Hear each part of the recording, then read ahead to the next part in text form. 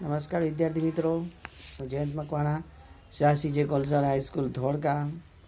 આગળના ભાગમાં આપણે સમાસ વિશે જાણ્યું અને સમાસમાં ટૂંકું રૂપ હોય છે. જ્યારે વિગ્રહ કરીએ છીએ ત્યારે એનો વધારાનો અર્થ મળે છે. આ ઉપરાંત વિશેષ પદો ઉમેરવા પડે છે. તો આ સમાસના જે 7 જેટલા પ્રકારો છે, એક પછી એક આપણે જાણીએ. પહેલો સમાસ દ્વંદ્વ સમાસ કહેવાય છે. આ દ્વંદ્વ સમાસની વ્યાખ્યા જોઈએ તો બે સરખા પદોનું જોડાણ હોય છે અને એને છૂટા પાડતી વખતે અને અથવા કે ઉમેરવો પડે છે. જો ઇતરેતર દ્વંદ્વ હોય તો અને મૂકવામાં આવે છે અને વૈકલ્પિક દ્વંદ્વ હોય તો કે મૂકવામાં આવે છે. બંને સરખા પદો છે અને એને છૂટા પાડતી વખતે અને અથવા કે અથવા એમ પણ મૂકી શકાય છે. દાખલા તરીકે અહીંયા લોચન મન, તો લોચન અને મન. હરખ શોક, હરખ કે શોક. હરખ યાને સુખ અને શોક એટલે દુઃખ, બે સાથે ના આવે એટલે આપણે ત્યાં કે ઉમેરવા પડતા હોય છે. નર નારી, નર અને નારી, ત્યાં અને ઉમેરવો પડતો હોય છે. ત્યાર પછી બીજા શબ્દો જોઈએ કે વહેલું મોડું, તો વહેલું કે મોડું.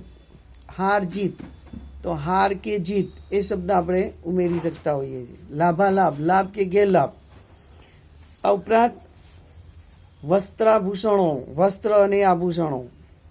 ધીમે ધીમે, તો ધીમે અને ધીમે.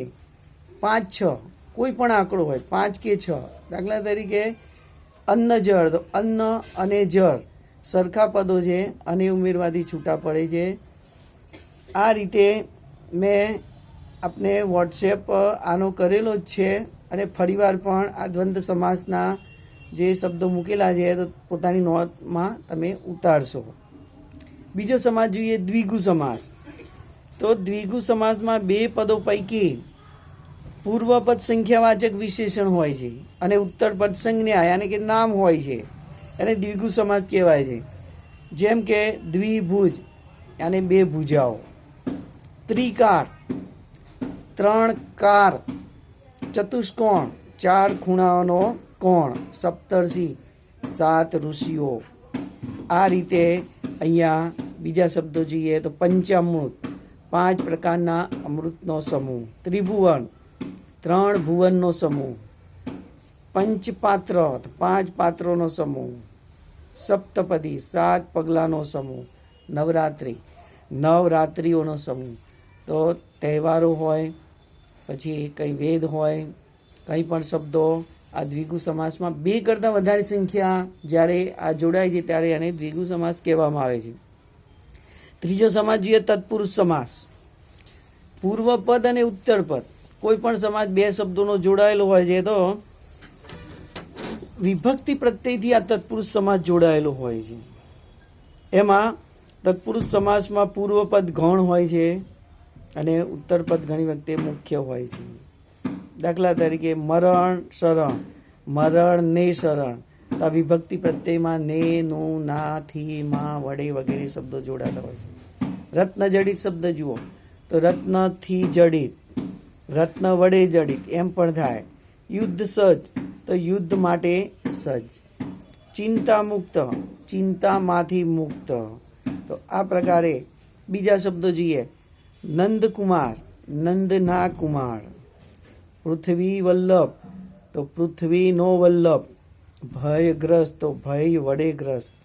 ચંદનડાળ, ચંદનની ડાળ. દરિયાકાંઠો, દરિયાનો કાંઠો. શરદ પૂર્ણિમા, શરદ ઋતુની પૂનમ. આ રીતે તત્પુરુષ સમાસમાં વિભક્તિ પ્રત્યય આવે છે, આપણે ધ્યાનમાં ખાસ રાખીશું. અને છૂટા પાડતી વખતે આ પ્રત્યય આપણે મૂકીએ એટલે આપણને અર્થ સરળતાથી મળતો હોય છે. ત્યાર પછી ચોથો સમાસ જોઈએ ઉપપદ સમાસ. હવે ઉપપદ સમાસ જેમાં પૂર્વપદ ઉત્તર પદની વિભક્તિ સાથે જોડાયેલું છે, પણ અહીંયા ઉત્તરપદ ક્રિયારૂપ અહીંયા સૂચવતું હોય છે. ક્રિયા સૂચવતું પદ ઉત્તર પદ યાને બીજું પદ હોય છે. પૂર્વપદ એટલે પહેલું પદ. દાખલા તરીકે અહીંયા ગૃહસ્થ, તો ગૃહે એ પહેલું પદ છે અને સ્થ અને રહેનાર એ બીજું પદ છે. તો ગૃહે રહેનાર ઉપપદ સમાસ કહેવાય છે. પગરખું, તો પગનું રક્ષણ કરનાર, મનોહર મનને હરનાર, ગિરિધર ગિરિને ધારણ કરનાર, ગોપાળ ગાયોને પાળનાર, દુઃખદ શબ્દ જુઓ, દુઃખ આપનાર, સર્વજ્ઞ બધું જાણનાર. તો આ પ્રકારે આપણે જોઈએ કે આ સમાસો છે. મેં આગળ કહ્યું એમ ફોટો પાડીને વોટ્સએપ કરે છે મિત્રો, તમે ઉતારી દેજો. આ સમજવાથી શાંતિથી આપણને વધારે યાદ રહે છે. અને બાકીના જે 3 સમાજ છે એ હું આ પછીના ભાગમાં મોકલું છું.